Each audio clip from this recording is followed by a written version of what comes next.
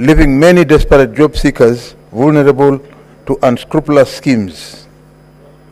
A particular alarming incident occurred in August 2023 when Mr. James Wanjohi, who is associated with Jesus Culture Ministries Church, was accused of orchestrating a large-scale fraud operation. He reportedly collected an astonishing 600 million Kenya shillings from thousands of hopeful Kenyans, promising them non-existing overseas jobs opportunities. Mr. Speaker, sir, on 24th of September 2024, another scandal emerged implicating Mr. Caesar Kingori of Vitmark Travel Agencies Limited in a multi-million shilling fraud. According to the Director of Criminal Investigations, Mr. Kingori is accused of frauduling both Kenyans and foreigners of nearly 730 million shillings. To further deceive his victims, he falsely claimed to have participated in a high-level meeting in Germany alongside the presidential official entourage, thereby exploiting the trust of many. This audacious public confidence in the viability of such opportunities. Mr. Speaker, sir, these cases underscores the alarming rate of exploitation of vulnerable individuals who are made to pay between 100,000 Kenyan shillings and 150,000 Kenyan shillings in their pursuit of employment opportunities. This not only impoverishes them, but also, in some instances, leading to them facing bans on obtaining visas from embassies due to false documents. The situation demands urgent and decisive action. We cannot afford to remain while our citizens are exploited and their dreams shattered. It is our duty to ensure that every Kenyan seeks opportunities abroad can do so with assurance that their rights and dignity will be upheld. While we recognize the importance of exploitation, of exploring employment opportunities beyond our borders, these opportunities must be legitimate and secure. No Kenyan should be left vulnerable to exploitation in the name of seeking opportunities. Mr. Speaker, sir, finally, the government, through relevant agencies such as the Ministry of Labor and Social Protection and the Ministry of Foreign Affairs, must intensify enforcement measures in combating these fraudulent actors and ensure that the legitimate channels are used to get overseas employment. Mr. Speaker, I urge all Kenyans to exercise caution and thoroughly verify credibility of any company offering overseas employment opportunities. I thank you, Mr. Speaker.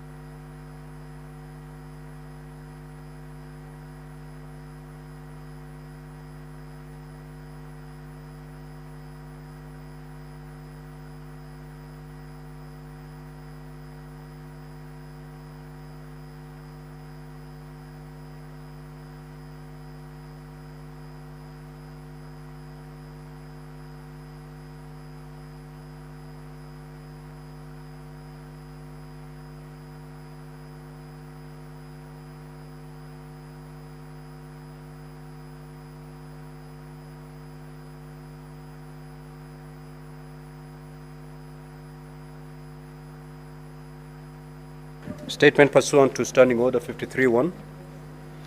Senator Kathure Murungi.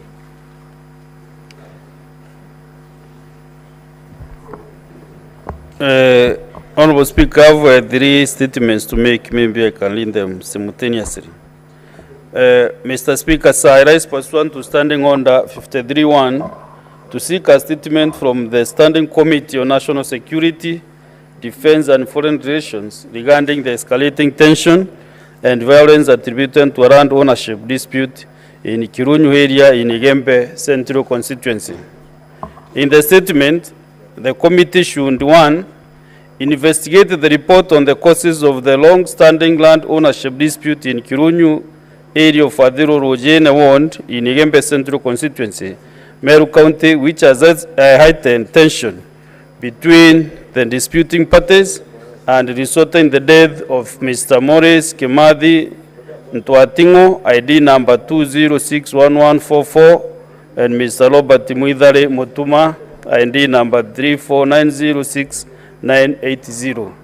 Number 2, provide a status update on investigations with the demand of Mr. Ntwatingo and Mr. Mutuma, stating whether any person has been apprehended, charged, and prosecuted. And number 3, explain actions taken by the government to quell tension between the disputing parties and to permanently resolve the land ownership dispute.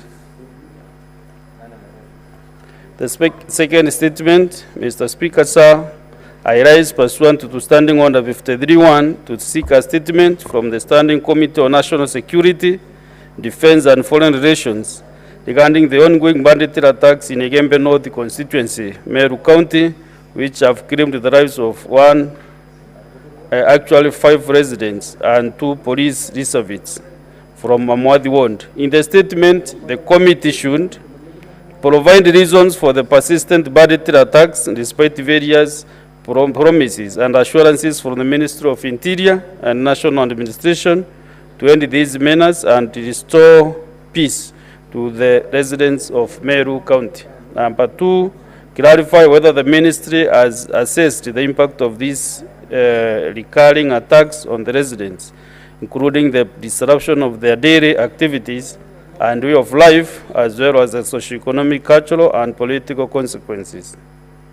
Number 3, state the interventions made by the ministry to support residents affected by the ongoing banditry. And number 4, outline the mechanisms being implemented to permanently restore peace and order in the region and to build public confidence in the security apparatus. And the last one, Mr. Speaker, sir, I rise pursuant to Standing Order 53-1 to seek a statement from the Standing Committee on Land, Environment and Natural Resources regarding the reported cases in Kirangond Ward, in Mutembei East Ward, and Mutembei East Ward in Mutembei Central Constituency in Meru County that has caused 1 death, several injuries, loss of livestock, and destruction of property. In the statement, the committee should, 1, investigate the circumstances surrounding the escape of Fondre from the natural habitat, specifically Meru National Park and Ngaya Forest, without the knowledge of the oversight of the Kenya Wildlife Service officers, outlining the measures that have been implemented to address any identified gaps and prevent similar incidents in the future. And 2, state measures the KWS has put in place to mitigate human-wildlife conflict in the area, and whether there is any infrastructure in place to facilitate timely reporting of wildlife attacks to KWS, ensuring a rapid response to such incidents. And 3, outline measures in place by the State Department of Wildlife to ensure that crimes made by victims of wildlife, human-wildlife conflict are processed efficiently and promptly, compensating allowing victims to restore their livelihoods and return to their usual way of life. Thank you, Mr. Speaker. But, Mr. Speaker, as I read my statements, my colleague here, Senator Chalege, made a lot of noise. I was like reasoning to myself. It's only that I could not interrupt my statement, Honorable Speaker. Senator Fernandez. You're cautioned. Senator Gloria Oroba, that statement is dropped. In fact, the two statements, they're dropped. Senator Richard Onyonka.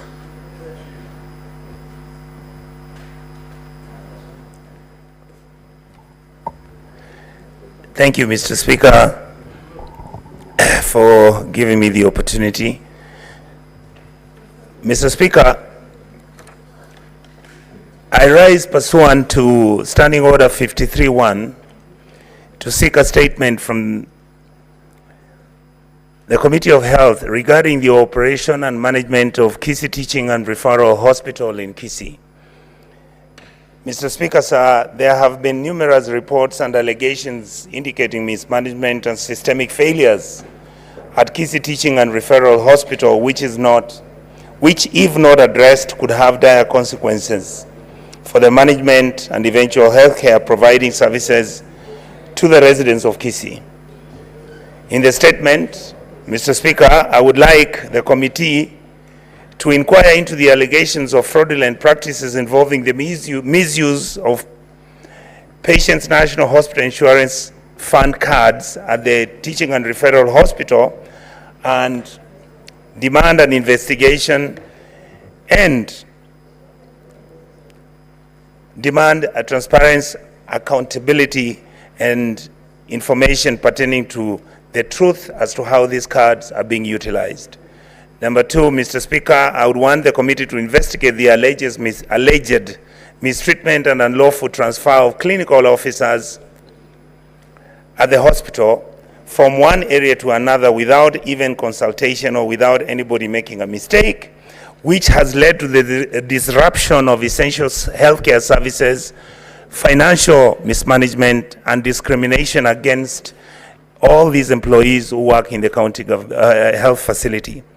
Number three, Mr. Speaker, I would like the committee to examine the audit reports of the hospital's pharmaceutical inventory to determine if the medicines which have been procured and supplied in the hospital have been procured and supplied professionally as is required by the law. Number four, Mr. Speaker, I would like the committee to establish reports that patients at the hospital are being compelled to seek critical medical services in private clinics and health facilities, some of which are linked to individuals within the hospital management at the Kisii Teaching and Referral Hospital. Number five, Mr. Speaker, I would want the committee to investigate the reason behind the deterioration of donor relations with this hospital, particularly with the utilization of the funds which have been provided by these donor funds and donor agencies. Mr. Speaker, the second question I'd like to ask is, I rise pursuant to Standing Order number 53 to seek a statement from the Standing Committee of Lands, Environment and Natural Resources regarding the delayed compensation of landowners whose property was compulsorily acquired for the construction of the Eldoret Bypass Road project. Mr. Speaker, the Kapchorwa, Swam, Kitale and Eldoret Bypass Road is a project that has been done by a multi-agency and departments of government that provide an important link between Uganda and Kenya. However, Mr. Speaker, the families who owned this land and had acquired it paved way for the project to continue, and as a result, they were offered and informed that they would actually be compensated. Mr. Speaker, that did not happen. I would like, therefore, to make a request that we seek the National Land Commission to make sure that they can explain to the Committee of Lands in this House why these individuals have never been compensated for the last 9 years. This delay has severely disrupted the livelihood of these landowners, causing significant financial strain on the affected families, because some of them, Mr. Speaker, moved from their lands where they actually went, bought other land which they were not able to pay the full amounts, and now they're being asked to make sure that they vacate the land which they had bought.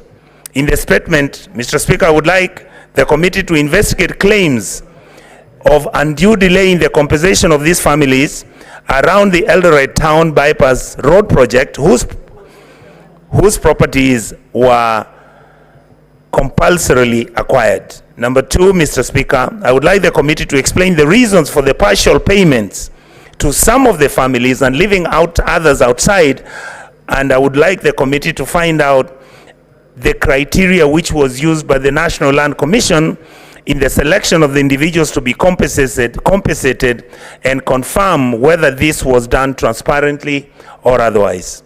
Number four, Mr. Speaker, I would want the committee to examine allegations that the National Land Commission disobeyed court orders and transferred land to the Kenya National Highways Authority without providing full compensation to the owners who were supposed to be compensated within the law. Finally, Mr. Speaker, the last point, point number 5, I would like the committee to recommend a review of the procedures and advise the committee to recommend and advise on the review of the procedures used by the National Land Commission on the acquisition and compensation of private land to individuals who may not have the capacity to influence or even change the system that is being used right now. Mr. Speaker, thank you for giving me that opportunity. Thank you.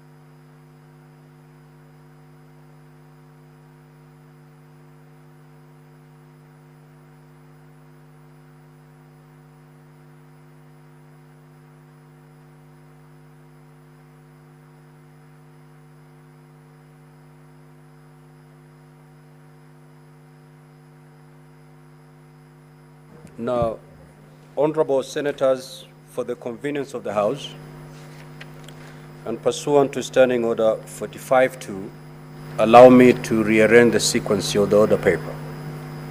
And we do division on DORA. And thereafter we will resume debate as contained in the order paper.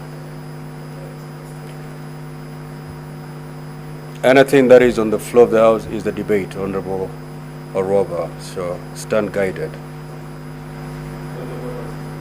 Yes. What is your intervention, Majority Leader? Mr. Speaker.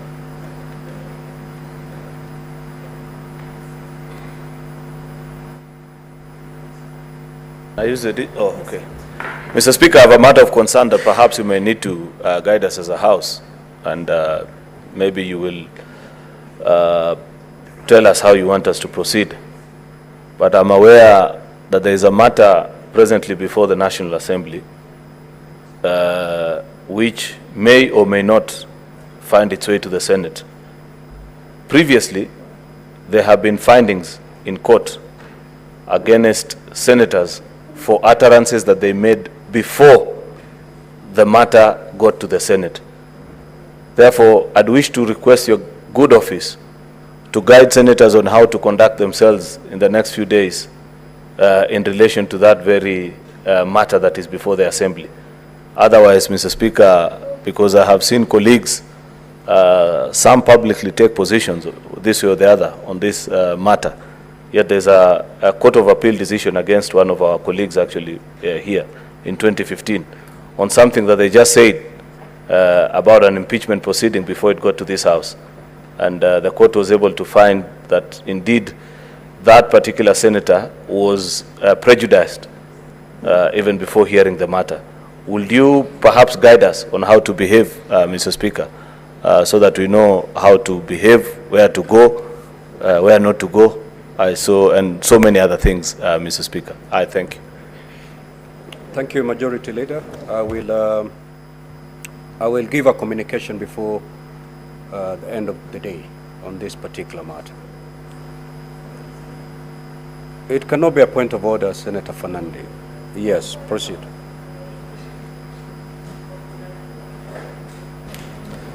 Mr. Speaker, while the issue that has been raised by Majority Leader is of weighty concern, but under the law there is what we call fair comment.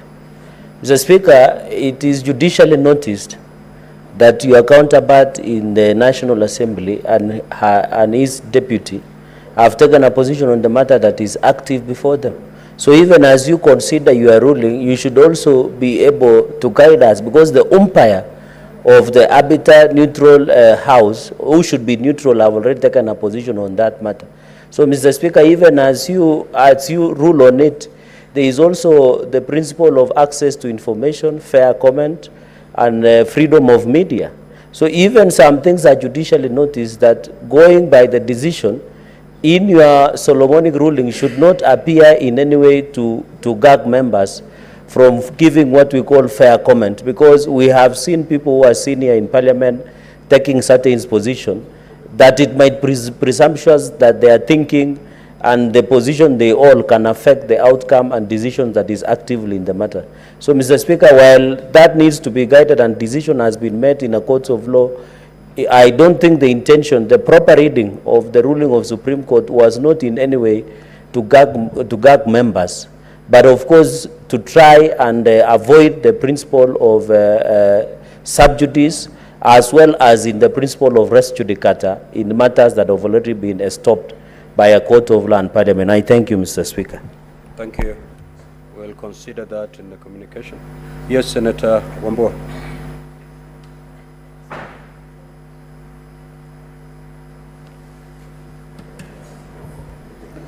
So I thank you, Speaker, and I've heard what my brother, my colleague, Senator Cheriot, has asked from the chair. Speaker, my only worry is one. We are actually anticipating debate. This matter is not before us. Nobody even knows whether this matter will come before us. As things stand now, we're just hearing things happening in the National Assembly. There is no guarantee that this matter will come before the Senate. Speaker, the only thing that I would ask you to consider in your direction is the fact that this is a matter that is happening in the public space, and there will be a lot of people, including leaders, addressing themselves to this matter. And as I said, there is nothing in that process so far that anybody can cling on and say this matter will definitely come before the Senate. That will be determined by the vote in the National Assembly. The Speaker, a space where, and I hope that the Senate will never go down to that level, where a speaker waiting to sit on a matter and the deputy would pronounce themselves on the outcome of a matter. Mr. Speaker, I'm just hoping that one day it will never happen in the Senate that the Speaker of the Senate or the deputy or members of the panel will ever pronounce themselves on any matter, irrespective of how strongly they feel about that matter. Mr. Speaker, I submit. Sergeant at Arms, close the door.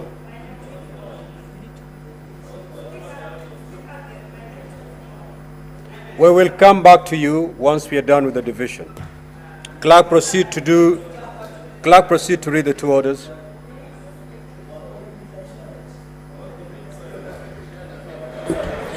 Order number 8, the Division of Revenue Amendment Bill, National Assembly Bills number 38 of 2024, Division.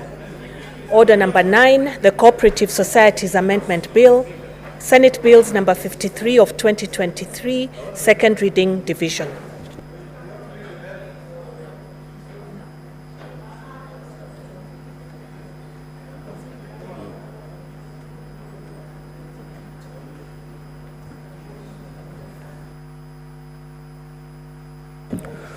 Sergeant at Arms, I'm informed that there could be senators in the lounge wishing to come in, kindly just ring the bell before you close the door and draw the bar. Ring the bell for 2 minutes. For 2 minutes.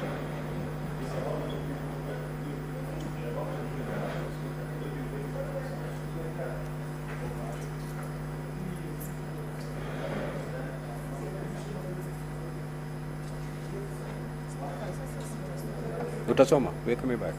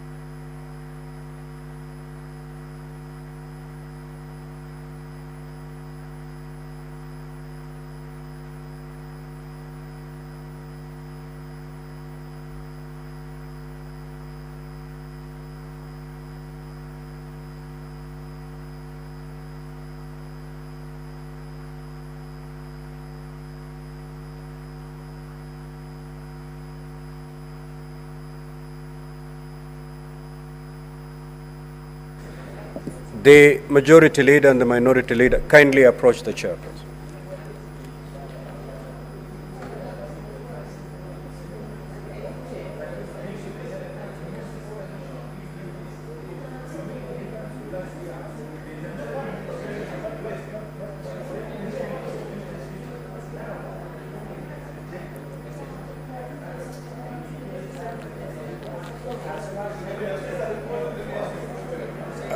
Majority leader and minority leader.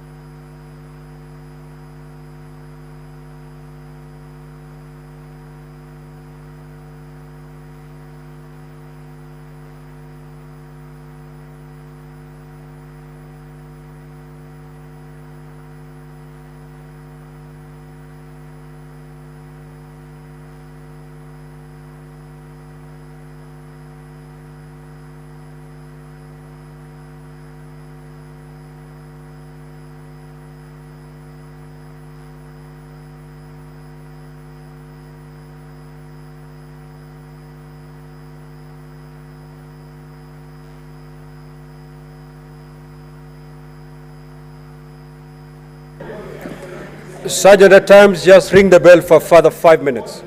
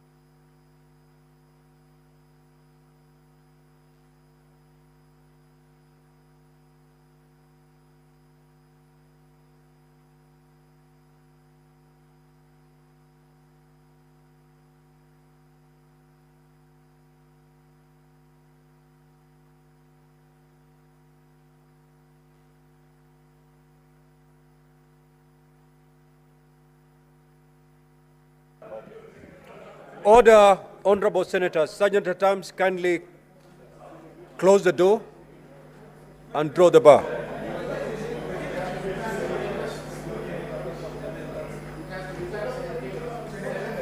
Honorable senators, please take your seats.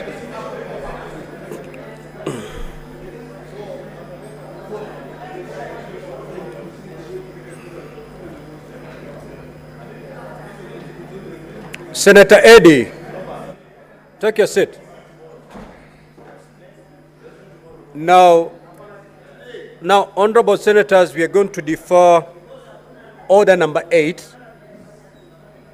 We are going to defer order number 8 until tomorrow. We will proceed with order number 9. Clerk, kindly call that order.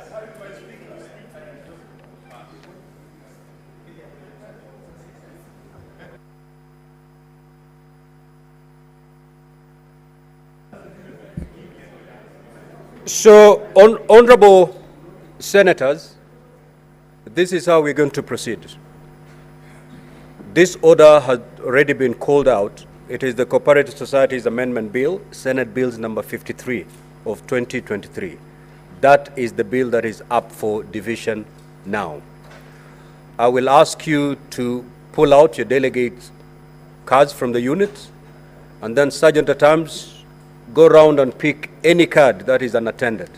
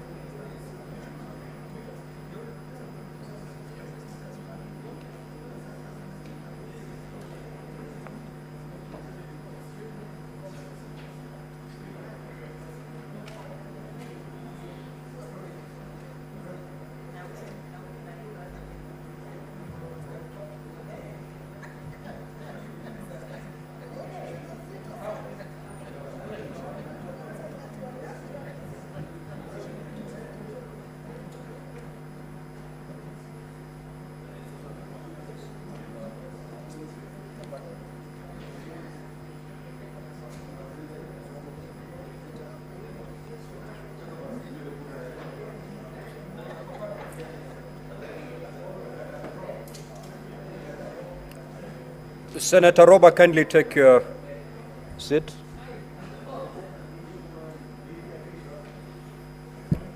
Now, honorable senators, I will now put the question.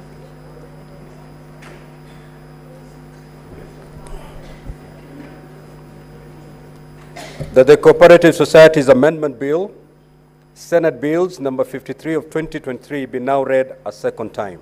You may proceed to log back in and vote.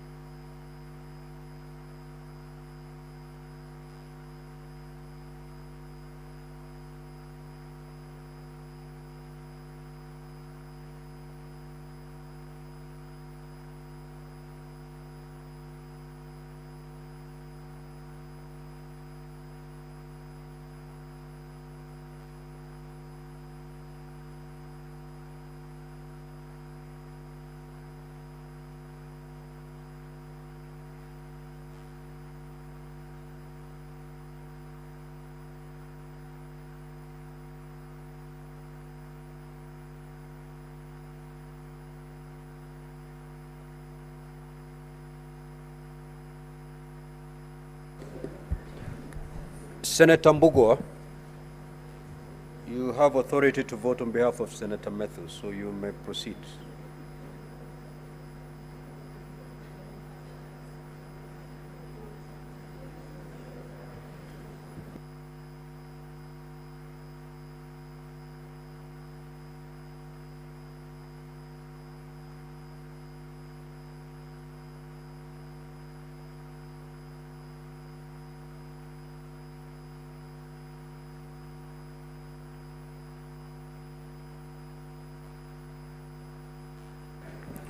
Senator Agnes Muthama, kindly proceed to the dispatch and cast your vote.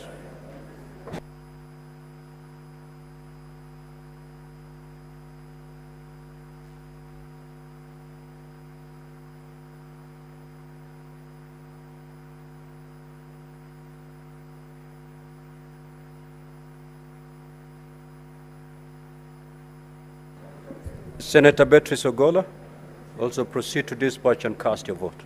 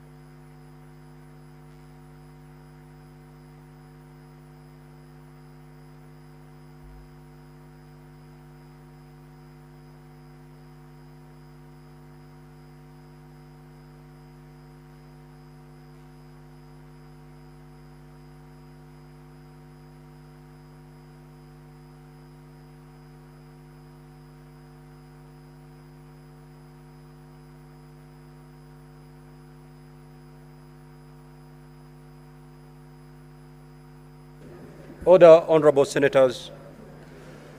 Senator Mbugua and Senator Mundigi.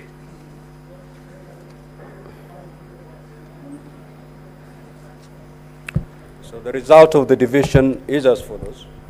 Ayes 30, nays 0, abstention 0. So the ayes have it. A bill for an act of parliament to amend the Cooperative Societies Act and for connected purposes.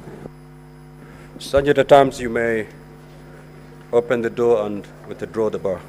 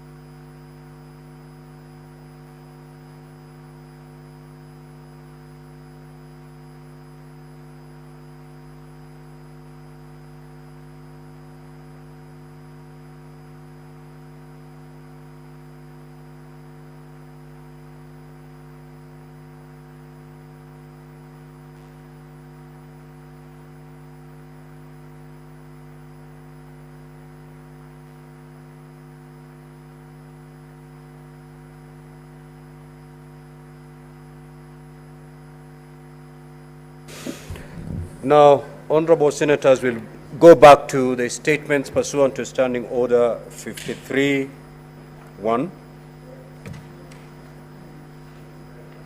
There are two statements that have been dropped, statements sought by Senator Gloria Oroba.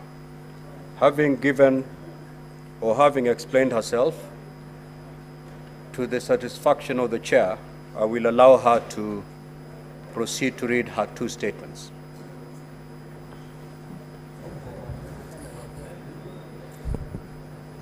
Thank you, Mr. Speaker. I rise. Mr. Speaker, please protect me from the Deputy Speaker and Cherargei. Mr. Speaker, I rise pursuant to Standing Order 53-1 to seek a statement from the Standing Committee on Roads, Transportation and Housing regarding ongoing renovations on government buildings across the country. In the statement, the committee should state government institutions currently undertaking renovations on their buildings, confirming whether the said renovations are part of the said entities' approved work plans for the financial year 2024-2025. 2, disclose the budget allocated for these renovations, stating the specified time frame for each renovation. 3, provide the scope of the renovation works and details of the entities awarded the renovation tenders, stating the contract sum for each tender. And finally, explain the reasons for the renovations, noting the need to adhere to austerity measures and provide timelines for completion of the said renovations. Mr. Speaker, my second statement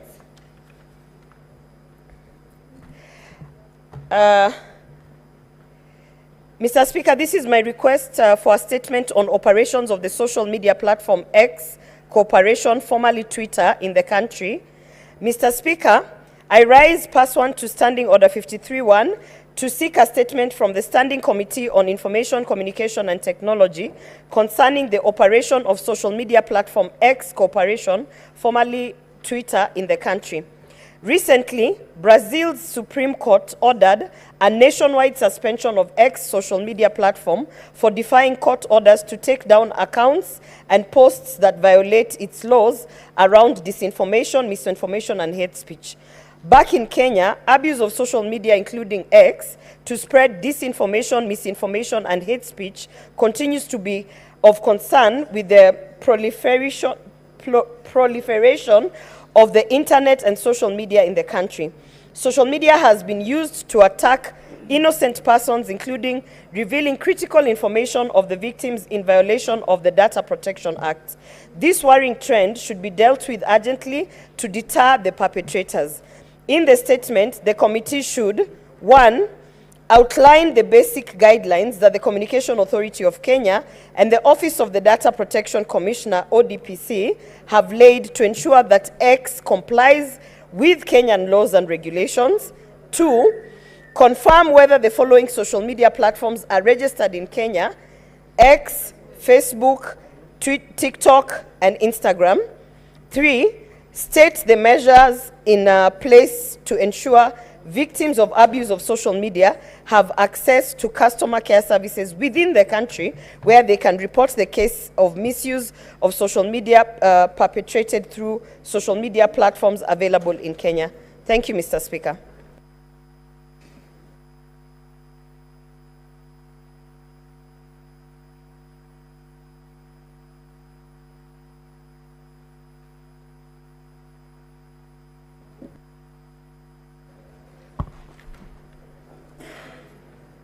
Thank you, Mr. Speaker. Request for statement on the asbestos roofing in Gategi, Gaos, Gitaraka, Gaos, and Wachoro Boys in Mbeere South, constituency, Embu County. Mr. Speaker, sir, I rise person to Standing Order 53-1 to check a statement from the Standing Committee on Lands, Environment and Natural Resources regarding asbestos roofing in Gategi, Gaos, Gitaraka, Gaos, and Wachoro Boys in Mbeere South, constituency, Embu County. Mr. Speaker, sir, on 28 August 2024, the Cabinet Secretary for Environment, Climate Change and Forestry, Honorable Anden Duare, directed that the National Environment Management Authority, NEMA, remove asbestos roofing from schools and private facilities, citing public health safety concern in directing that within the next 3 months, all public institutions should remove asbestos roofing and dispose of them in line with the NEMA guidelines. In the statement, the committee should, 1, explain the measures the Ministry of Environment has put in place to ensure the removal of all the asbestos roofing at Gategi Girls, Itaraka Girls, and Wachoron Boys School in Mbeere South Constituency, Embu County, and provide timelines established by the ministry to replace the asbestos roofing in these schools in order to protect students from the dangers associated with asbestos, just as the risk of cancer. Thank you, Mr. Speaker. Alexander Munyimondigi, Senator for Embu County. Senator Wakoli.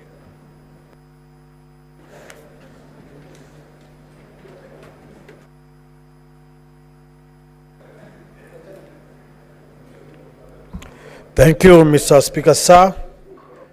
On the delayed disbursement of capitation funds to technical and vocational education training institutions.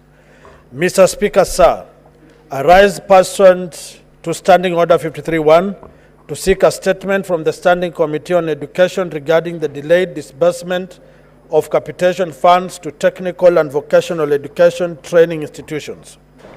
In the statement, the committee should, 1, indicate the budgetary allocation for capitation to technical and vocational education training institutions in the financial years 2023-2024 and 2024-2025, stating the total amount disbursed by the end of the year 2023-2024, as well as the projected capitation per student in each financial year.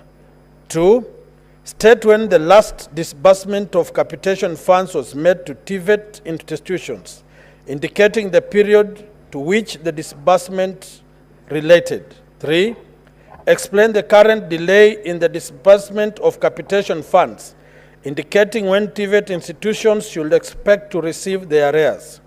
4, outline the steps taken by the Ministry of Education to ensure that TVET institutions remain fully operational and continue to pay their workers and suppliers without delay, which in some cases persists for months.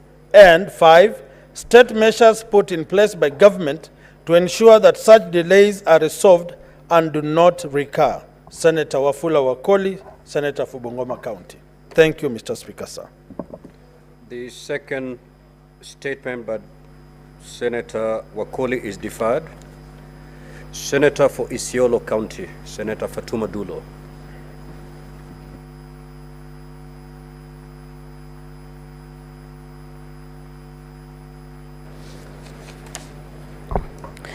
Mr. Speaker, sir, I rise pursuant to Standing Order 53-1 to seek a statement from the Standing Committee on National Security, Defense and Foreign Relations regarding the suspected abduction of Mr. Adan Makona Ali from Dabel area in Marsabit County. Mr. Speaker, sir, Mr. Ali was taken by police officers and held at Moyale Police Station on Sunday, 25th August 2024. Upon the family's visit to the police station the following day, they were informed that he had been released. The family is, however, unable to locate him and fears for his safety and well-being.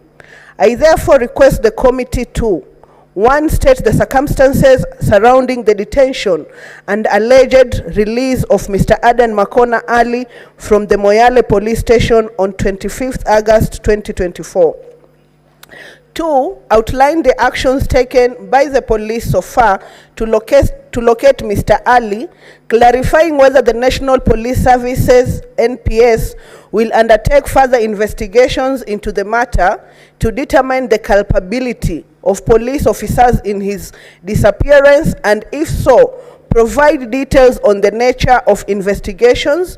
And 3, explain steps taken by NPS to ensure that similar incidents are not witnessed again in future. For Senator Fatuma Dulo, SBC MP, Senator for Isiolo County. Senator for Migori County, the Honorable Senator Eddie Okech.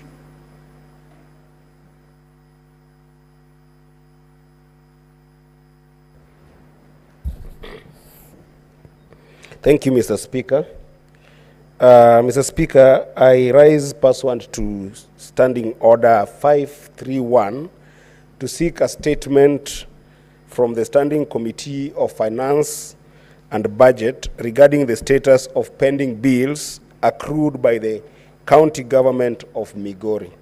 Mr. Speaker, in the statement, the committee should provide a detailed breakdown of the pending bills accrued by the County Government of Migori from the financial year 2013-2014 to date.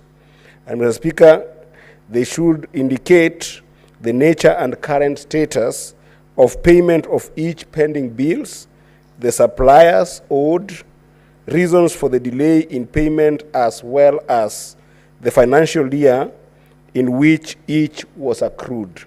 Mr. Speaker, in the statement also, the committee should explain how the county government intends to clear the outstanding pending bills in Migori County. Mr. Speaker, in the statement, the committee should also provide a list of all payments processed through the internet banking, known as IB, platform in the financial year 2024-2025, stating reasons for inordinate delays in finalizing such payments. Mr. Speaker, in the statement, the committee should also explain how the county government of Migori has addressed audit queries regarding pending bills highlighted in reports of the Auditor General and the Senate. And lastly, Mr. Speaker, in the statement, the committee should state any measures in place to ensure the timely payment of suppliers of goods and services by the county government of Migori to prevent further accumulation of pending bills in Migori County. Thank you, Mr. Speaker. Senator for Nandi, Honorable Samson Chirange.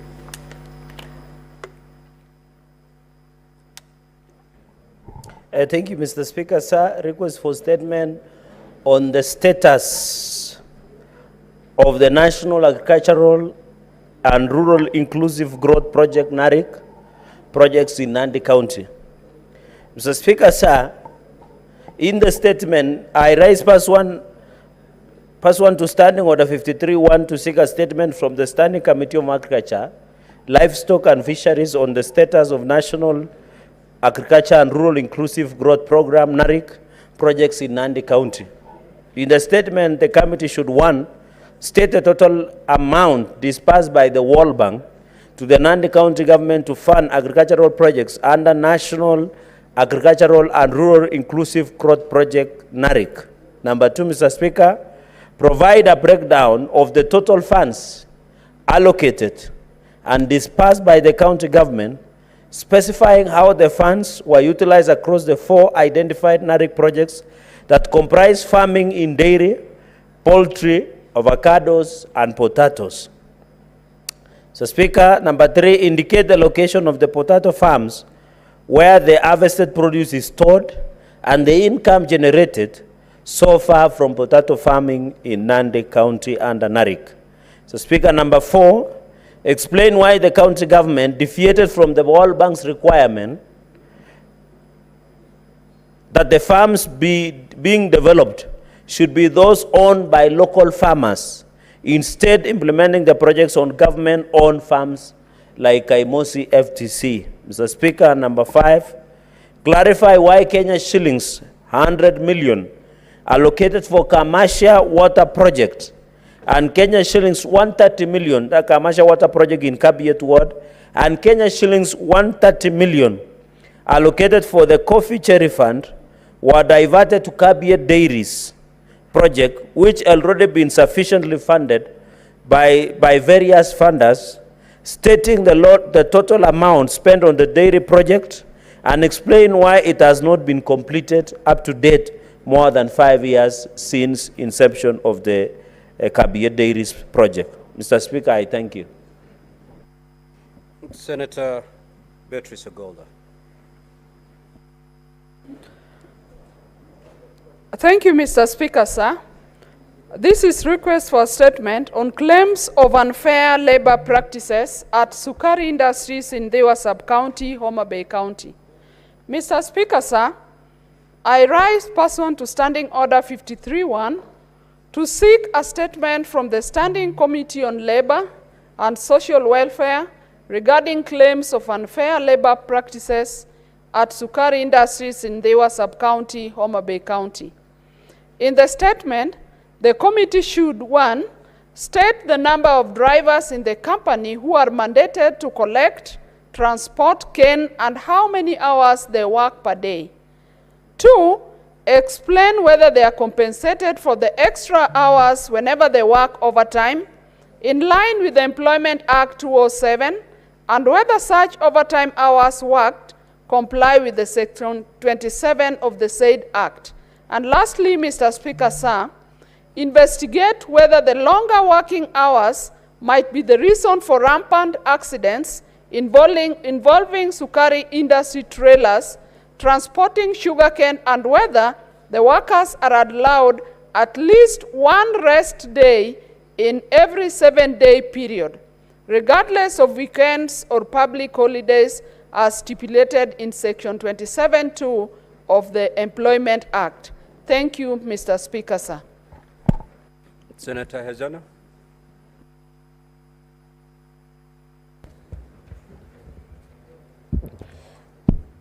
Thank you, Mr. Speaker. And this is a request for a statement on the status of the Yamo Dam in Maralal Township in Samburu County. Mr. Speaker, sir, I rise pursuant to Standing Order 53-1 to seek a statement from the Standing Committee on Land, Environment and Natural Resources regarding the status of the Yamo Dam in Maralal Township in Samburu County. Mr. Speaker, sir, the Yamo Dam project, initiated in 2019 by the Northern Water Works Development Agency, was designed to provide clean and safe water to at least 6,000 households in Maralal town and its surrounding areas. The first phase, which involved constructing a dam with a capacity of 1.2 million cubic meters, was completed by March 2023. The second phase, involving the construction of a water treatment plant, requires an additional 1.5 billion, which is expected to be allocated by the government for its completion.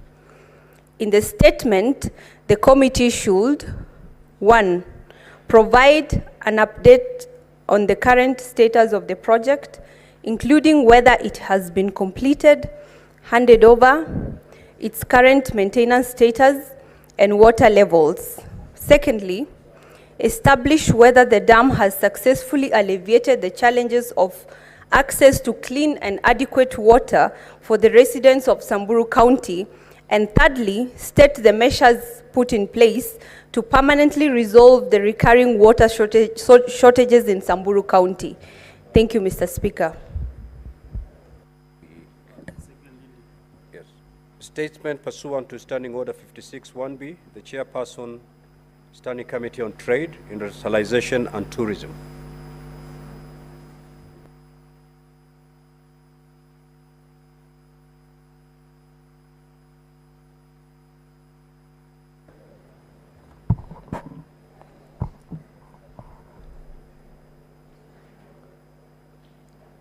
A statement relating to the activities of the Standing Committee on Trade, Industrialization and Tourism pursuant to Standing Order 56-1B for the period between April to August 2024. Mr. Speaker, sir, I rise pursuant to Standing Order 56-1B to make a statement relating to the activities of the Standing Committee on Trade, Industrialization and Tourism for the second quarter of the third session covering the period between April to August 2024. During the period under review, the committee held 32 sittings during which it considered 8 statements, 1 petition, and 4 bills. The committee also undertook 1 report retreat in Machakos County and considered the schedule of amendments from the National Assembly on the County Licensing Uniform Procedure Bill, Senate Bill number 9 of 2022. Attached at this statement is a schedule of legislative business considered by the committee. Mr. Speaker, sir, during this period, the committee concluded the report on the 3 bills. 1A, the Street Vendors Protections and Livelihood Bill, Senate Bill number 41 of 2023. B, the Cooperative Society Amendment Bill, Senate Bill number 53 of 2023. And C, the Schedule of Amendment of the County Licensing Uniform Procedure Bill, Senate Bill number 9 of 2022. The bill was assented by the President on the Thursday, 27th June 2024. The committee held a consultative meetings with the Cabinet Secretary, Ministry of Investment, Trade and Industrialization on the legislative business under the ministry.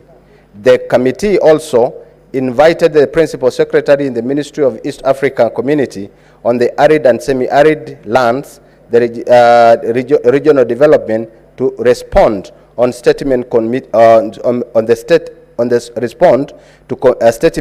committed to the committee. The committee also considered a petition concerning allegation fraudulent dealings with Diageo East African Breweries Limited, EABL, Kenya Breweries and UDV, Kenya, and has met with the petitioner, Managing Director of EABL, the Competition Authority,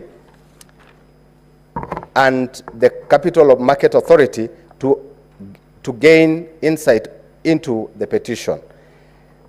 The committee, in the final phase of stakeholders' engagement before concluding the adopting of the report for tabling to the Senate. As a part of its capacity building, the committee participated in the 7th KIPRA Annual Regional Conference that took place from 26th to 28th June 2024 in Kisumu County, a theme as the future of industrialization in Kenya, pathways to industrialized in the bottom-up economic transformations agenda. The forum enhanced the capacity of the committee on the status and opportunities for industrialization in Kenya, as in the legislative interventions required from the Senate.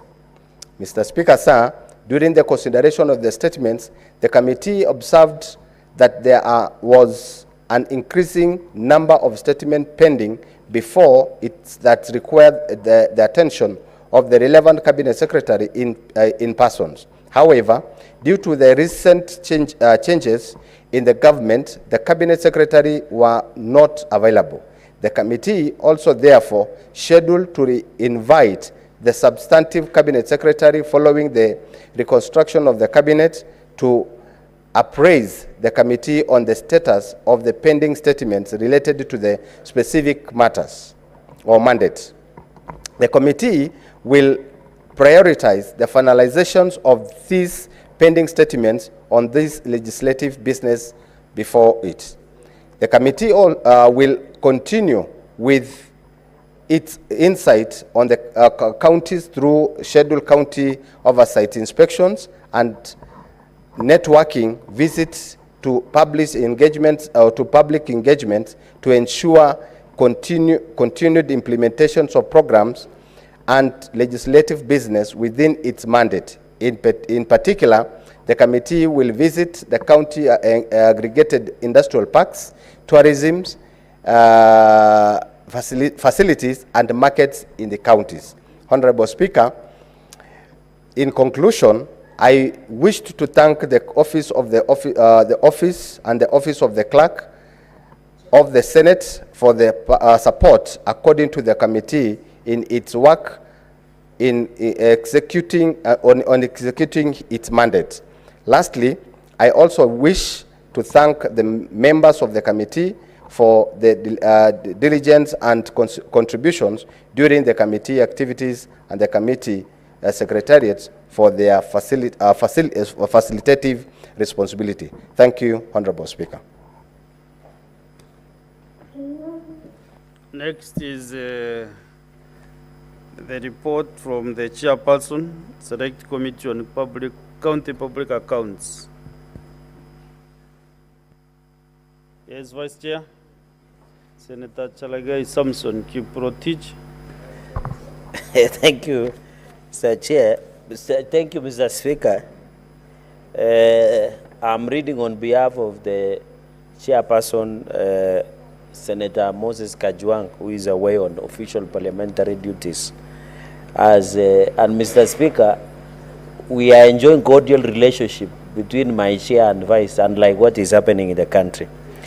Statement relating to the activities of the Senate County Sounding Public Accounts Committee pursuant to Standing Order 56-1B for the period commencing April to September 2024. Mr. Speaker, sir, I rise pursuant to Standing Order 56-1 to make a statement on the activities of the County Public Accounts Committee for the period commencing April to September 2024. Mr. Speaker, sir, during the period under review, the committee held a total of 40 meetings. Mr. Speaker, sir, 40 meetings. Mr. Speaker, sir, Mr. Speaker, and you need to protect me from the minority whip. In fact, this is their committee. Mr. Speaker, sir, during the period under review, the committee observed that most counties have consistently failed to meet their own source revenue OSR targets in all the fiscal years since the start of devolution. Counties have the potential to generate approximately 200 billion in own source revenue from various streams. The county government budget implementation review report for the financial year 2022-2023 by the Office of the Controller of Budget indicates that the county governments raised 37.8 billion, way below from 200 billion projected by CRA from their sources of revenue, accounting for 65.9% of the annual target of 57.37 billion Kenyan shillings, Mr. Speaker, sir. So, Speaker, sir, it is for this reason that the committee plans to conduct a special audit on revenue collection, starting with Nairobi, Kiambu, and Narok counties. The committee plans to undertake this process in partnership with national, and I hope the Senator of Narok would have sat down to listen to this. The committee plans to undertake this process in partnership with National Treasury, since they have led a role as outlined in Section 12E of the Public Finance Management Act 2012 that states that the National Treasury should, among others, design and prescribe an efficient financial statement system for the national and county governments to ensure transparent financial management and standard financial reporting as contemplated by Article 226 of the Constitution. So, Mr. Speaker, we shall do special audit to 3 counties. That is Nairobi, because we have been hearing the governor saying his own things, but on the grounds things are different. Narok, because of the Narok National Park, we want to do special audit. And Kiambu, where you have more than 5 service providers for revenue collections. We want to know what is cooking or what is happening over there. So, Speaker, during the period, the committee noted that most of the counties were processing payments of salaries outside the integrated payroll and personnel database, IPBD, Mr. Speaker. A number of counties, including Nandi, we were able to establish with the scandal of labor in Nandi, Mr. Speaker, which is forming the basis of impeachment of Governor Sang, Mr. Speaker, including even hiring the mother and close relatives, Mr. Speaker. Most of them were being paid through IPPD or payment vouchers, Mr. Speaker. Even Kilifi, we have Manuel, even Vihiga, even Migori, Kitui, Mombasa, Lamu, and even Narok, Mr. Speaker, a number of them. Even Meru. Meru is worse. I think they are paying it outside IPPD to ensure the side effects of what transpired in this house, Mr. Speaker. We know that the process of issuance, and I would appeal to members that my office, as the office of the Vice Chairperson of County Public Accounts Committee, is always open to share such information with members. Of course, in consultation with my chair, in no way insubordinating or usurping his powers. So, Speaker, this personal file numbers is inefficient and plans to engage the national government, State Department of Public Service, Mr. Speaker, and public service continue to do audit or human resource audit in counties. We would want to know the amount they are being paid and the reports and the number of counties that Public Service Commission do human resource audit. The latest being Nandi, we want to know how much was being used. So, Speaker, you can find in April 2023, the workers were 3,000. In April 2024, the workers are 5,000, a growth of 1,500 ghost workers. To prescribe, and we have to COG to prescribe, design an efficient human resource management system to be used by counties through COG. Mr. Speaker, to eliminate human resource-related complexities in counties, the committee pursuant to Article 235 of the Constitution of Kenya has directed the Cabinet Secretary, Ministry of Public Service, Youth and Gender Affairs, develops regulations to provide guidance and clarity to county governments on engagement of casual employees, contracted workers, acting positions, and development of progressive platform for management of county human resource. Colleagues, you have to agree with me that most counties are struggling with labor crisis, and it must be addressed, Mr. Speaker. We were able to establish in Tarakaniti, Mr. Speaker, that the governor had what we call road marshals that were being hired to maintain roads. Mr. Speaker, I'm just stating what is on my report, Senator Ledama Olekina. I'm not debating, I'm just stating what is on the report. I'm giving an example. I'm not debating, Mr. Speaker. Senator Chelagai, Vice Chair, County Public Accounts. Yes, Mr. Speaker. Who are you answering? Because I give you permission. Okay, I should proceed. Sorry, I stand guided, Mr. Speaker. I was using, for example, on this issue of human resource. For example, like Tarakaniti, they had what we call road marshals in pretext of road marshals, but they are the governor's goons, Mr. Speaker, and we established during our hearing. So there is crisis in issues of labor, including even Vihiga. Mr. Speaker, sir, number 6, the committee also observed there was rampant voiding of payments by county governments. The approved cash plans by control of budget are not adhered, contrary to Section 22 of the COB Act 2016. The committee recommends the control of budget to institute mechanisms to enforce compliance of approved cash plans by counties to avoid this what we call rampant voiding payments, Mr. Speaker. And I hope members knows what voiding means. Mr. Speaker, sir, during the interrogation of the reports of the Auditor General on the financial statements for the financial year 2021-2022 and election period, the committee observed that some county entities did not submit or made late submissions of the relevant documents or provided false or misleading information to the Auditor General during the audit exercise, contrary to Section 62 of the Public Audit Act 2015. Mr. Speaker, on this, during election period, we found that people were doing voiding payments even 2 days before the election in August. They were voiding payments, Mr. Speaker, and I think members should note this. Following an engagement with the Auditor General, the committee shall consider introducing amendments to Section 196 and 197 of the Public Finance Management Act 2012 and Section 62 of the Public Audit 2015 to include administrative sanctions to individuals to not provide information. Mr. Speaker, it's worth noting to the committee that ISPAC members who are provide information, ISPAC, Mr. Speaker, they are taken what we call cross-professional misconduct and they are removed by the ISPAC, Mr. Speaker. In conclusion, Mr. Speaker, sir, I wish to thank members of the committee profoundly, including yours truly, for attending more than 40 committee meetings, Mr. Speaker. It's not easy. And it needs hard-working members who work tirelessly, Mr. Speaker. And the dedicated secretariat, courtesy of your office, that usually sit for long hours.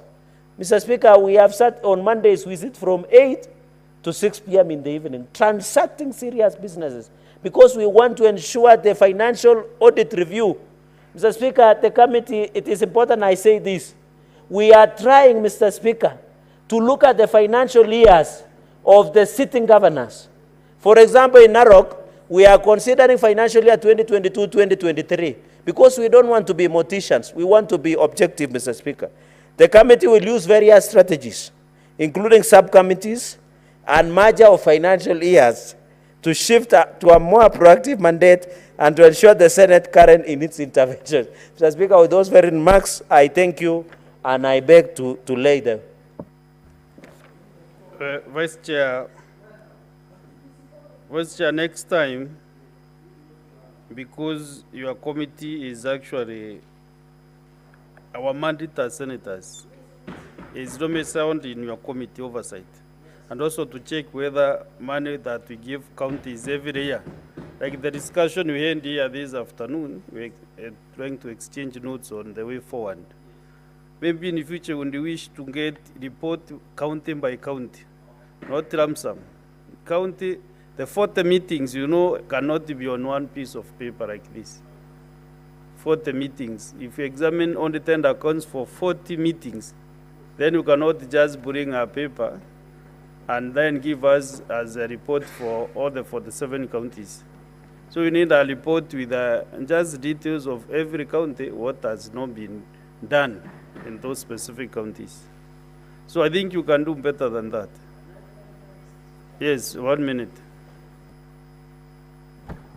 Mr. Speaker, I think what I can say, while I stand guided, through your secretariat, we normally table reports. And in those reports, we give directions and recommendations. But I'm happy we'll try and do a summary version of each and every county. I thank you, Mr. Speaker, but I stand guided. Thank you. There is a statement by the Standing Committee, Chairperson Standing Committee on Loans, Transportation and Housing. That report is defunct. And then there is the Chairperson Standing Committee on Land, Environment and Natural Resources. Maybe the chairman has delegated to a member of the committee, no? If not, you also defer that statement. So we go to the next order. Oh, no, there is a statement by the Chair Finance and Budget. Proceed. Mr. Speaker, sir, thank you very much for this opportunity. This is a statement concerning the disbursement of funds to county governments in the present circumstance where there has been a delay in the enactment of County Allocation of Revenue Bill 2024. Mr. Speaker, sir, I rise pursuant to Standing Order 56-1A of the Standing Orders of the Senate to make a statement on the disbursement of funds to county governments in the present circumstance where there has been delay in the enactment of County Allocation of Revenue Bill 2024. Mr. Speaker, sir, the Division of Revenue Act, DORA, number 7 of 2024, was assented to on 10th of June 2024 and came into effect on 25th of June 2024. The Act divides nationally raised revenue between the two levels of government. The County Allocation of Revenue Bill, Senate Bills number 25 of 2024, was passed by Parliament on the 25th of June 2025 and transmitted to the President for assent. In accordance with Article 115(1)(b) of the Constitution, the President referred the bill back to Parliament with reservation. Parliament is yet to consider the President's reservation, and therefore the County Allocation of Revenue Bill has not been enacted yet. Mr. Speaker, sir, the County Allocation of Revenue Bill divides among the counties the revenue allocated to the county level of government on the basis determined in accordance with the resolutions in force under Article 217 of the Constitution. Therefore, the law contemplates that the allocation of nationally raised revenue is effected through the two-step process: vertical sharing of revenue between the two levels of government through Division of Revenue Act, and horizontal division of revenue between the 47 counties through the County Allocation of Revenue Act. With respect to the financial year 2024-2025, the first is complete as there is Division of Revenue Act in force. However, the second step is in abeyance as the County Allocation of Revenue Bill has not been enacted into law. Mr. Speaker, sir, as a result of this, the National Treasury has not made any transfers to counties of their share of nationally raised revenue. The delay in disbursement of county share of nationally raised revenue has paralyzed county governments, impeded their ability to discharge their functions, and is likely to lead to devastating consequences in crucial areas such as service delivery in health sector and other sectors. Mr. Speaker, sir, following a request by the Standing Committee on Finance and Budget on possible remedies to fund the counties while waiting passage of the County Allocation of Revenue Bill, the National Treasury and Economic Planning, through a letter dated 5th of August 2024, indicated that there are possible remedies for counties to access a certain percentage of equitable share pending the passage of County Allocation of Revenue Bill 2024. The National Treasury indicated that there exists a court opinion in an advisory opinion number 3 of 2019 and the provisions of Regulation 134(1), which allow the control of budget to authorize withdrawals of up to 50% from the consolidated fund based on last County Allocation of Revenue Act approved by Parliament for purposes of meeting the expenditure of the county government for financial year, for the current financial year. Mr. Speaker, sir, further, during the meeting held on 16th of September 2024, with the National Treasury, Economic Planning, the Cabinet Secretary indicated that the National Treasury was ready to avail some funds to counties in order to facilitate them meet non-discretionary monthly expenditures such as salaries. However, the National Treasury had requested for an advisory opinion from the Office of the Attorney General. Mr. Speaker, sir, Regulation 134 of the Public Finance Management National Government Regulations 2015 provides that if the County Allocation of Revenue Bill submitted to Parliament for a financial year has not been approved by Parliament or is not likely to be approved by Parliament by the beginning of the financial year, the control of budget may authorize withdrawals of up to 50% from the consolidated fund based on the last County Allocation of Revenue Act approved by Parliament for purpose of meeting the expenditure of the county government for the financial year. Further, in Supreme Court Advisory Opinion number 3 of 2019, the court had occasion to consider the question of allocating revenue to the county governments where enactment of DORA has been delayed and made the following findings: that should an impasse occur due to the failure of mediation process occasioned by the lack of concurrence between the two houses over the Division of Revenue Bill and the National Assembly for the purpose of meeting the expenditure necessary to carry out the services of county government during that year until such a time Division of Revenue Act is assented to, can authorize the withdrawal of money from consolidated fund. The monies so withdrawn shall be included under separate votes for the several services in respect of which they are withdrawn. it is to be expected that each county assembly would have to readjust their respective budget and appropriation bills accordingly. And B, the percentage of money to be withdrawn be based on equitable allocation to counties in the Division of Revenue Act of the preceding financial year. In keeping with the spirit of Article 2222B of the Constitution, the money to be withdrawn shall be 50% of the total equitable share allocated to counties in the Division of Revenue Act. Mr. Speaker, sir, the opinion of the court as set out as shared was premised on the fact that Article 2221 of the Constitution provides an avenue for the continuation of national government business where Appropriation Act has not been assented to. The Constitution could not countenance that there would be any remedy for county government to assess a percentage of national raised revenue to avoid paralysis in service delivery at the counties. Therefore, Mr. Speaker, while the advisory opinion number 3 of 2019 dealt with the question of transfers to counties in the event of a delay in enactment of Division of Revenue Bill, the conclusion arrived at by the court supports provision of Regulation 134.1 that the counties must access a percentage of nationally raised revenue in the event of delay in passage of any one of the legal requirements to facilitate that.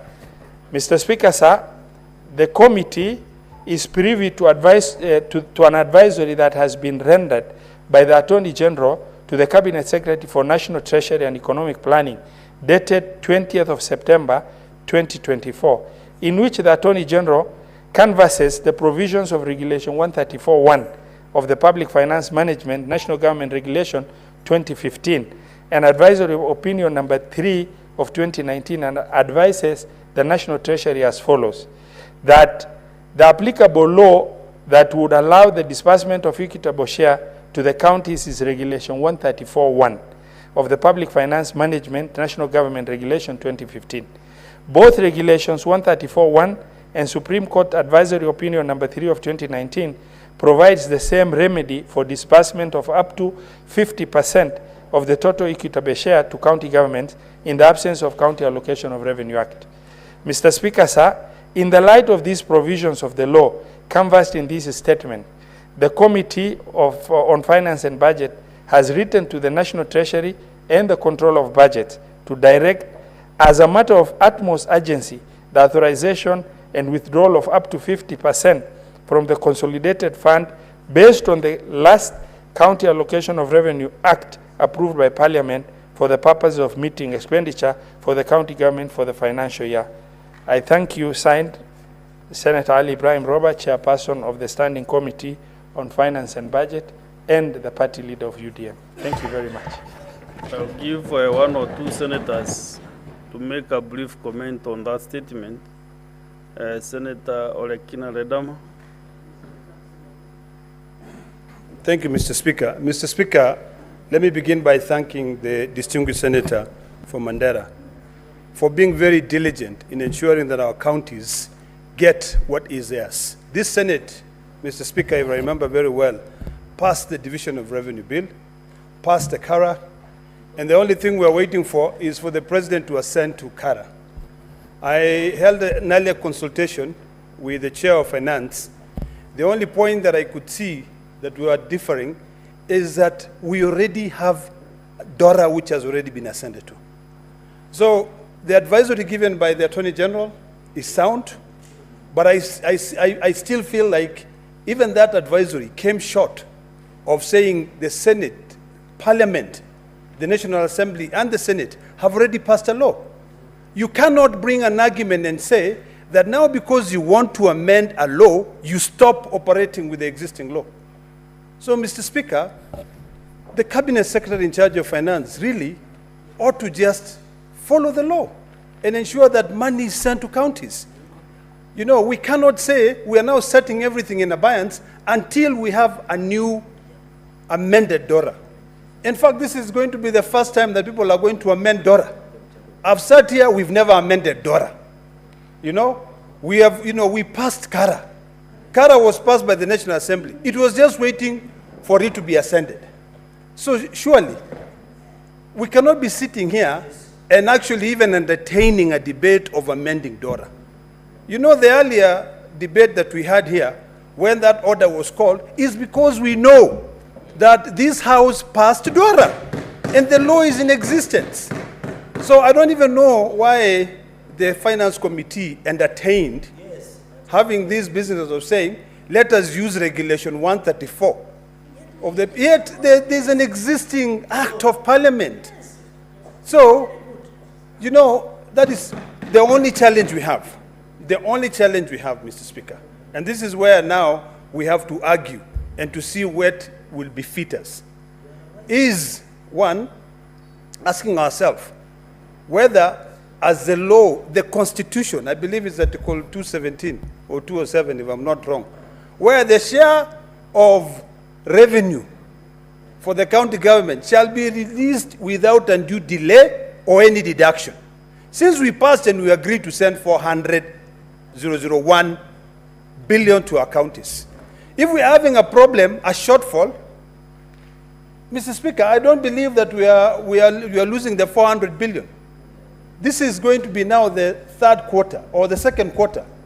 Why don't we release money, and then in the process, if this House and the National Assembly agree to amend DORA, then the money can be reduced.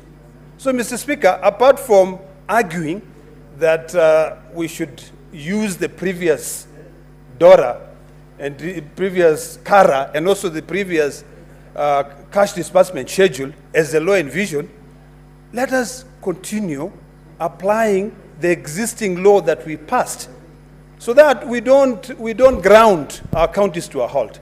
And you know what is so hypocritical, Mr. Speaker, is that currently the national government is continuing with its own programs. But our county governments are at halt because there's no money being sent to the county governments. So, Mr. Speaker, in summary, I want to beseech my colleagues. Senator Olekina, I request the two senators standing between the chair and the member contributing to learn very fast to your seats. Continue. Thank you, Mr. Speaker, for protecting me. So, Mr. Speaker, I think this statement does not require us really to beg. This statement, it should be really a directive to the Ministry of Finance that the law is there. Use the law. We are trying to correct everything. I know there was a problem with the Finance Act, but we should not just be looking at the raising mechanism, but we should also be looking at the expenditure on the other side. So if already there is a law that says send money to counties, send the money to counties. I remember we've been agonizing on this, but I hope that today, when the Cabinet Secretary for Finance appeared before here, he demonstrated that he has got the capacity to be able to lead that department. Finally, Mr. Speaker, on this issue of pending bills that my brother has brought about, I'm happy that you, in your chair, you gave directions, and I hope that we can include that issue of Migori in the existing motion that we passed, that your chair gave a directive that I think in the next week, the Cabinet Secretary will be coming here to be able to respond to that. Otherwise, I thank you. Thank you. Any other member commenting on this report should use less than 3 minutes. Senator Chalagay. Mr. Speaker, I don't know what your secretariat or the legal department led by Dr. Okello were advising the Finance and Budget Committee. Mr. Speaker, you know why? Because we have a law already that we had passed. So the argument of Finance Committee should be based on Division of Revenue Act 2024, which had been assented by the President alongside the Appropriation Act, which was later amended by the National Assembly after the collapse of Finance Bill 2024. So when you say you want to allocate 50% of the allocation, it should be with the Act of 2022-2025, not the previous Act that, Mr. Speaker, we did pass the DORA here. And that is why today, Mr. Speaker, members were hesitant in proceeding with the second reading of the same amendment of the Act that is in existence in place, because we wanted to ensure that we reject this amendment and retain at 401 billion as we had agreed, Mr. Speaker. So, Mr. Speaker, I want to say and be very clear that while I agree under Article 219, in fact, the National Treasury, Mr. Speaker, the National Treasury under Article 219 is very critical, Mr. Speaker. When I'm speaking to you, you know I'm looking at the time that you have given us. Don't mind about the time. Okay. Do you want to be informed by the chair budget? No, but I already have this information. Okay. Then he is not interested in chair, it's okay. Proceed. Mr. Speaker, under Article 219, it says money shall be dispersed without undue delay. I expected the Finance and Budget Committee to issue a cutting and an indictment against the Ministry of National Treasury for not releasing money. They should release money as approved by the DORA that we passed in 2022 or 2025. And then now when we, in case, but we are not going to amend for free, that is, we are not going to amend that act. We will ensure that it's only 401 billion that will go to counties. And we are not about to budge about that, Mr. Speaker. That is what I wanted. So, in fact, this matter, even courts, if you take this matter before even a district magistrate court, DM1, will tell you this is basic. The law is in place, Mr. Speaker. Finally, on the issue of pending bills in Migori, I'm disappointed that, Mr. Speaker, when you are being owed by Migori County government, those people who have been given priority to be paid, you must give 30% to some of the senior officials within the county government of Migori. Mr. Speaker, and that is why even the governor of Migori has declined to appear tomorrow, Mr. Speaker, because he knows these are some of the serious issues of pending bills that he is facing in Migori County, Mr. Speaker. And therefore, Mr. Speaker, we shall not allow. There are many people who have pressure, diabetes in Migori County because they use their resources to provide services and goods to Migori County government. Mr. Speaker, in line with our resolution of on payment of pending bills that we did at home, Mr. Speaker, they should be paid. Senator Sosi.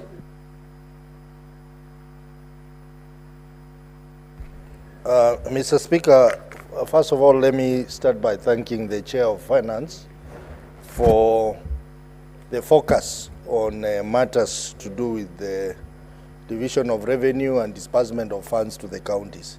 Mr. Speaker, this Senate is very crucial in devolution, as stipulated in Article 96 of the Constitution. But we need to get concerned as a Senate that we should not just pass money that goes to counties, but we must also ensure that our counties get timely disbursement. Mr. Speaker, it defeats the purpose of us every year passing the cash disbursement schedule with the clear amounts, clear dates, and then just someone seated in Treasury who is not representing the people of Kenya decides when to send the money and when not to send the money. I think that really indicates us as senators that there is something that we are not doing right. And I want to ask, I wish the chair, the finance committee people who are conversing there could listen to me, Mr. Speaker. Mr. Speaker, Vice Chair Finance and Senator Eddie, have your seats. I want to believe that the Finance Committee, which is chaired by the able Senator for Mandera and the Vice Chair Mutinda, it is within their mandate to ensure that the moment we have a late disbursement of funds to counties, they need to rise up. Summon the CS for Treasury, summon all the people involved, and find out why our counties are not getting the money. If there is a good reason, the committee knows what to do. If there is no valid reason, the committee should enforce and ensure that this ministry disburses money to our counties. It is painful that our counties can stay 3-4 months without any money. People are not earning salaries, while national government employees are earning. Mr. Speaker, I've just seen on my phone that Kiambu doctors are on strike because they have not earned July, August salaries. Mr. Speaker, these are problems that we expect the Finance Committee working with us as a Senate to ensure that our counties receive money in time. Mr. Speaker, allow me to quickly comment on the statement by Senator Ruoba on social media platform.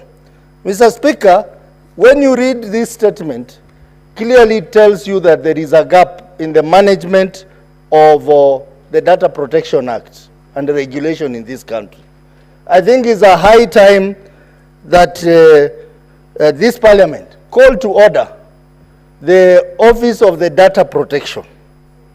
I do not think they are doing adequate work to protect Kenyans who have continued to suffer.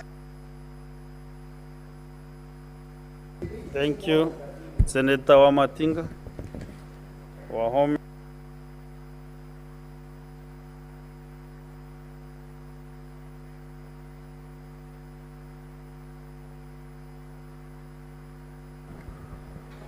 Thank you very much, Mr. Speaker, sir, for giving me this opportunity to contribute on the statement that has been tabled by the chair of the Finance Committee. Mr. Speaker, sir, indeed, we passed the law on dollar. And we are readers who knows that the country has been going through a very challenging situation. I think, Mr. Speaker, sir, on the issue of disbursement of funds, there is no discussion around it, Mr. Speaker. It must be timely, as envisaged, to allow the county governments to be able to plan. But in the same breath, Mr. Speaker, sir, it is also the responsibility of the county governors to be in tandem, working in tandem with the executive, so that the projections that are there can be aligned to the allocations. Mr. Speaker, sir, I would want to commend the governor of Nyeri County, because since he took power, we've not had strikes because of unpaid wages. I would also want to commend him, Mr. Speaker, because he's one of the few governors who've managed to sort out the issue of pending bills. Why, Mr. Speaker? It is a question of setting out the right priorities, knowing what money to allocate where, and knowing what money to spend at what time. Mr. Speaker, sir, it is not lost to us as senators that our role to do oversight in the county government and the expenditure of resources have been very heavily hampered by the fact that we are underfunded, and to say the least, Mr. Speaker, that our functionality as oversight people has not been quite effective because of inadequate facilitation.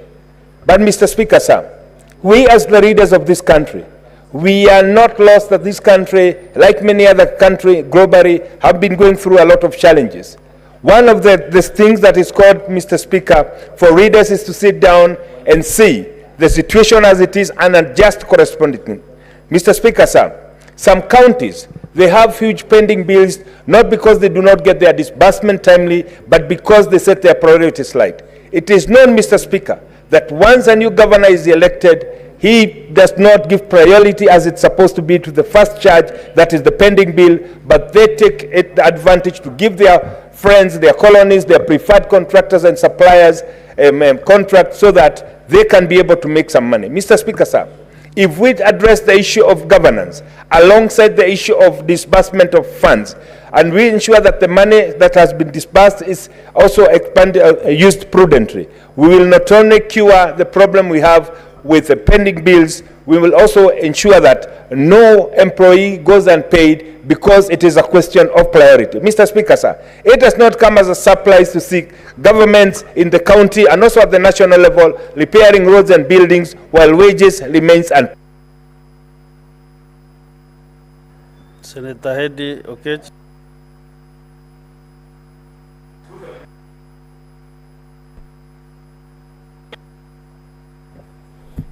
Mr. Speaker, in the spirit of Finance and Budget Committee, and with the spirit of concerns that are, kindly put forward by the Senator of Nandi, Senator Chirargei, and the Senator of Vihiga, Senator Sotsi, that perhaps the Chair of Finance and Budget, together with the Vice Chair, and I think that also goes to the members of that committee, might not be keen on the disbursement schedules that are supposed to come to the counties. Mr. Speaker, I wanted to comment on the statement read by the chair of the committee and just make some few clarities, knowing very well that the chair of Finance and Budget, Mr. Speaker, is one